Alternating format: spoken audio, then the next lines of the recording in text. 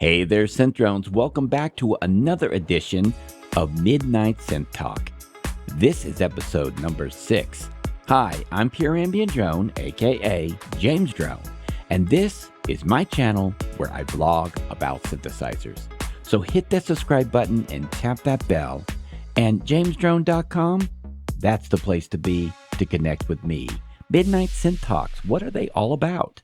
I thought it would be nice to sit away from the camera so you wouldn't be distracted, but in front of the microphone and just talk about synthesizers, stories, and just anything that comes to mind. Nothing too serious, just relaxing with you and me and Synth Talk. So let's get started. So last night I talked about synthesizers as I did some window shopping online. And last night I was looking at some new synthesizers. Prior to that, I was looking at some used synthesizers and going through what I used to have and what I was used to using. But tonight I thought, man, why don't I change it up? Why don't I tell you a scary story? Dun, dun, dun. That's right. It's time for Spooky Synth. Yeah, I think that would be fun. I think I'll tell you about the time I had the scary synthesizer. Let me get my scary voice on. Weeks like I hate scary stories about synthesizers, man. Oh, wait a minute. That wasn't my scary voice. That was my scared voice. Let me try that again. Help. I'm having problems finding my scary voice. Hold on. Welcome to another edition of Synth Talk at Midnight. I'm your host, James Drone, and I'm here to tell you a scary story. Okay, that's a little over the top. I think I'll just do it like I always do. A friend of mine who took his own life left everything to his younger brother, who contacted me about a Yamaha AN1X. He told me that his brother left it to him, but he had no need for synthesizers, and he offered it to me for an outstanding price.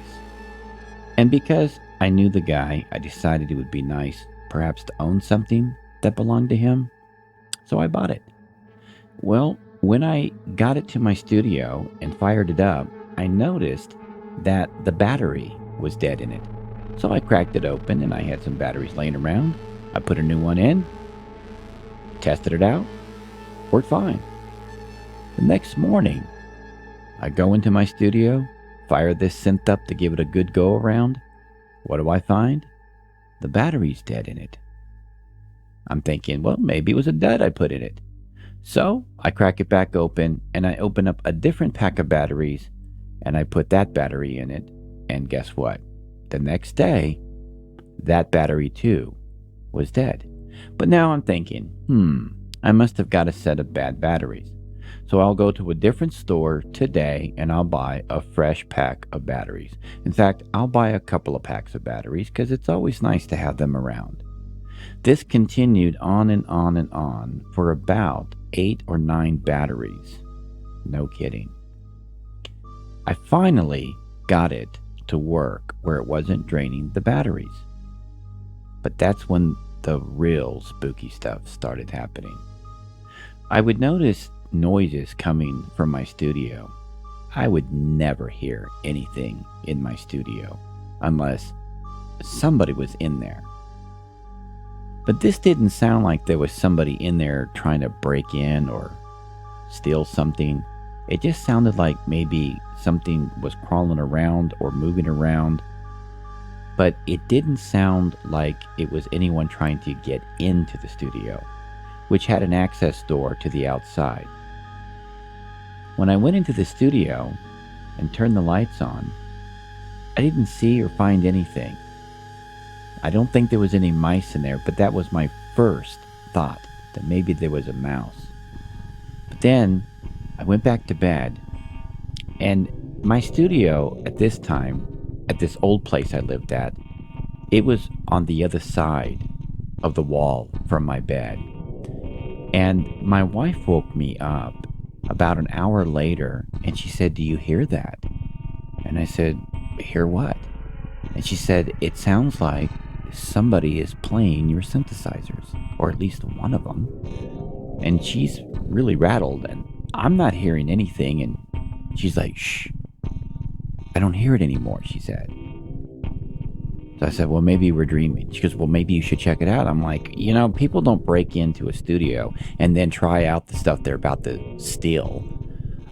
Maybe I didn't say all that, but I was thinking it. And I thought, I better go in and check it out. So I go into the studio, and as I'm reaching for the light switch, over where the Yamaha is setting, I kind of noticed a dark shadow, like an outline of a person standing in front of it as if they were playing it. And I immediately turned the light on, and there was nobody there. Everything was off. There was no synthesizers on, nothing was going on. It was just complete silence. I'm thinking, that's strange. But it was very cold in this room. So I went back to bed, and I told my wife, there's nothing in there. Let's not worry about it. Nothing else happened for a couple more nights. But about maybe the fourth or fifth night after that, I heard somebody talking in my studio, almost in a very deep voice, a growling kind of voice, a very spooky-like voice. And so I went back into my studio. And this time I didn't wake my wife up because she wasn't hearing it. I was, and I didn't want to alarm her. And once again, I saw a dark shadow standing over this keyboard in the shape of a person. Now, my studio would be pitch black at night. There's no hall light going around the corner that I could turn on without dispersing this shadow. So I had to make a split decision. Am I going to walk in there in the pitch black, or am I going to turn the light on?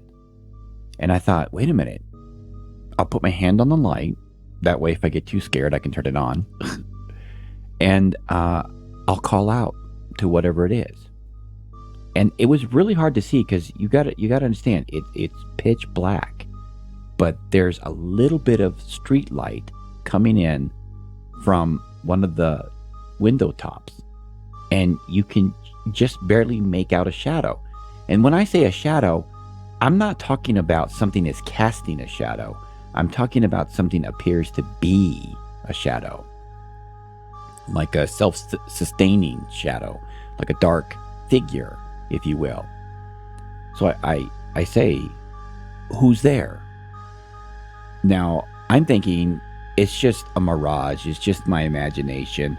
It's just the way the room is looking. And it's just a trick of light. That's all it has to be. I don't know what I saw. I'm not even sure if I saw anything. Light can play tricks on you, and when you're half asleep, the mind can play tricks on you.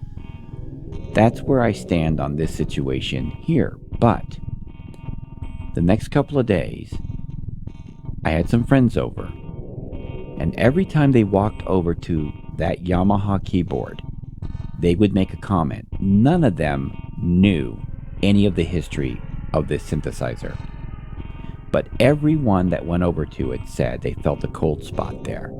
They felt as if their hairs were standing up on the back of their necks. They felt creepy about it.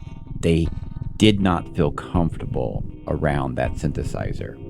One person actually went as far as telling me that there was bad vibes coming off the synthesizer. So I decided, okay, once and for all, I'm going to move this synthesizer into another room. I'm going to move it into the hall closet, outside the studio, outside the bedroom. I'm just going to move it. So that's what I did. I moved it into the hallway. The next morning, when I got up and I went out to the hallway, that door to the storeroom where the synthesizer was at was wide open. And my wife, she was up before me, so I asked her, I said, have you been in the hall closet? Has anybody been in that hall closet? She said, nobody's been here. I slept a little bit longer than she did that day. I thought maybe she got into it, but she didn't. And she didn't even know that I put the synthesizer in there. But she said something interesting to me. She said, it is kind of funny that you mentioned that hall closet because it was closed when I got up this morning, she said. But it felt really strange walking past that. I said, how, what do you mean? What do you mean? How so? She said, well, it felt kind of cold walking past that room. And I thought I heard something inside of it, like a mouse or something. So you might want to check it out and see if there's any critters in there. Well, that was it for me. I thought, okay, this is getting too strange. So I decided that I was going to take it out of the hall and I was going to put it in a spare room that we had, okay? I just wanted to see what was going on with this. Now, sometimes on the weekends, I would have a friend that would come down from Kansas City and he would stay in this room as he was visiting people that he knew in town. And so I would give him a place to stay. We would hang out with one another. So I let him stay in this room and didn't tell him anything about the synthesizer. Ain't I a nice guy? Yeah, right? Now this is crazy because he is a very kind of macho guy. Never would admit that he's scared of anything. But he slept in this room with that synthesizer with no back history, and he's not a synth guy, by the way. He doesn't play any instruments. So he's not really into synthesizers, so he wouldn't be messing with it or touching it. And there was nothing to have it hooked up to, no speakers, nothing like that. So he was just in there alone with it. And in the middle of the night, I get a phone call on my phone from him. Now, he is supposed to be sleeping in that room. It's like 2:30 at night. And he tells me he's in the kitchen. Can I come talk with him? So I come into the kitchen and I'm like, what's up? He says, I don't know if it's just the long drive it took me to get here from Kansas City. I didn't get much sleep last night. But man, I woke up and there was like someone standing over that keyboard that you got in the room.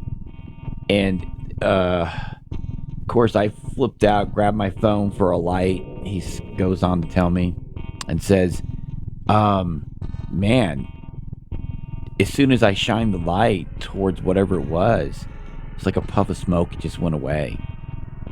And I can't sleep in that room. And I don't know, man, that keyboard feels funny when I went over to it to look around to see what that was. I'm thinking to myself, okay, so I've seen this. My wife has heard it. Others have felt uncomfortable around the synthesizer. And now I have a house guest that's scared to be around this synthesizer. So I'm thinking, man, what do I need to do to get rid of this synthesizer? Because I don't know what's going on. And now I don't want it because I'm getting bad vibes around it all the time too. And so I run it through to see if the battery is still working. And yeah, the battery was still working in it, believe it or not, it was. So that was a good thing. And I listed it for sale online and sold it to somebody way out of state, okay? With no background or no spooky stories about it, of course not. About, I'd say about a week or so after selling it, the buyer contacts me and says, I hope you don't think I'm crazy or nuts or anything, but this synthesizer that I bought from you, the Yamaha, it has something attached to it. And I don't know what it is, but it's very scary. Can you tell me some history about it? Here is the crazy thing.